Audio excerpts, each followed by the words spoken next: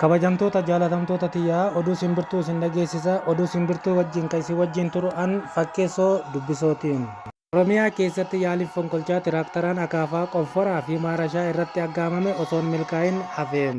Yaalii kana kan fashaleesse akkuma keessa beektonni jedhanitti lola cimaa qarqara laggeenii gaarrenii lafa gammoojjii fi bakkeelee garaagaraatti taasifameen gareen shororkeessaan kun guutumaan guututti damassasamuuf yaalamus bakkeewwan tokko tokko kan akka lafa diriiraa horofaa fi lafa bal'aa meeshaalee ammayyaatiin waraanuuf jara tolutti riphee lolaa ta'ee lafa nagayaa shororkeessaa akka jiru beekameeti jira.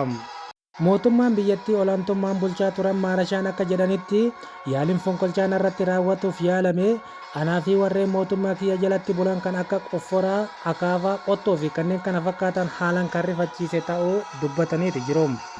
Muummicha ministeeraa Maarashaa Dongoraan akka jedhanitti gareen kun kan eenyummaa keenya balleessuuf xiyyeeffatee socho'aa ture jechuun dubbataniiti jiru.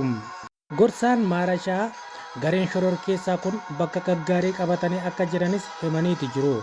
Asumaanis bakka qabatan gadi dhiisanii akka bayanis gorsaan muummicha ministeeraa Maarashaa Dongoraan beeksisaniitiin jiru. Akkasumas saboonni akka qotiyyoo, harree, fardaa fi gaangee asiin dura gabrummaa hamaa jala kan turan jedhamuun eeramaa kan turan garee shororkeessaa tiraaktaraa akka deeggaran himaniiti jiru.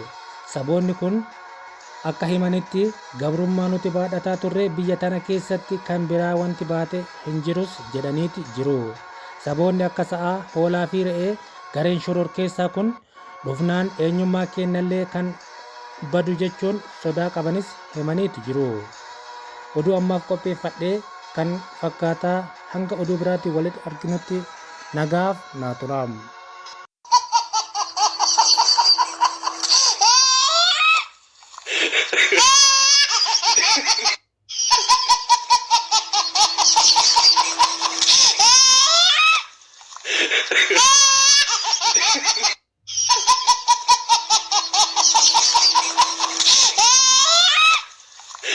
Yeah.